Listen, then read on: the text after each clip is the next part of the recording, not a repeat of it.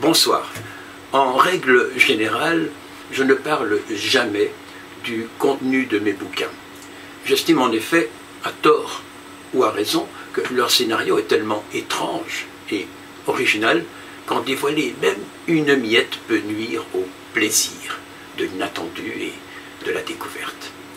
Un thriller, c'est ça, un problème en général très grave, une enquête, et puis une incroyable surprise à la fin. Mais comme Christine Brunet, qui est quand même une des reines du thriller policier français, m'a demandé de vous présenter 2401, eh bien, je fais une exception. Je vais donc vous dire les 3 premières pages de 2401. C'est peu, mais assez, du moins je le pense, assez étonnant pour lancer l'action. Enfin, vous jugerez vous-même. Il était une fois un facteur particulièrement jovial qui distribuait son courrier en sifflotant une vieille chanson de Charles Trenet que vous connaissez sûrement, sinon tant pis pour vous car on n'a pas fait mieux depuis.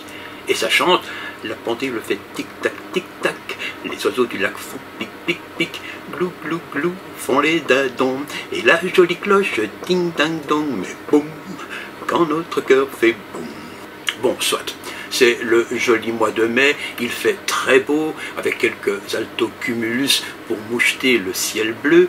Dans les jardins, on pose des tuteurs sur les roses trémières, de peur qu'elles ne s'effondrent sous le poids.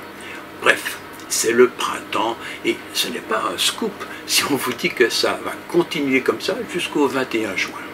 Nous sommes à Chamy, un village de quelques centaines d'âmes situé à la frontière de la Gaume et des Ardennes que sépare la Semois, Simouet en wallon. C'est une des rivières les plus paresseuses du pays, si on en juge par ses nombreux méandres. Voilà une histoire qui commence bien, avec notre postman qui glisse joyeusement une lettre dans la boîte de M. Durieux Jacques, retraité de son état et président du football club local. Notre pensionné devait guetter derrière ses rideaux car il est déjà à la porte et lance un grand salut au fonctionnaire qui répond de la même façon et enfourche sa bicyclette pour continuer sa tournée comme dans un film de Jacques Tati. On me reproche parfois d'être noir dans mes écrits et de me repaître du glauque. Médisance. Le thermomètre du corridor indique 17 degrés à 10 heures du matin. La Miss Météo qui va et vient devant sa tenture verte à la télé, ça c'est un rapport au trucage, annonce une belle et chaude journée. Et pour corser le tout, on entend les trilles des mésanges et autres bavardages d'un rouge-gorge dans les frondaisons du platane qui s'encadre dans la fenêtre de la cuisine. Donc, tout est pour le mieux dans le meilleur des mondes. Quoique, qui peut bien m'envoyer une lettre? Se demande Jacques Durieux, qui n'en reçoit pratiquement plus jamais, et note qu'il n'y a pas d'adresse au verso.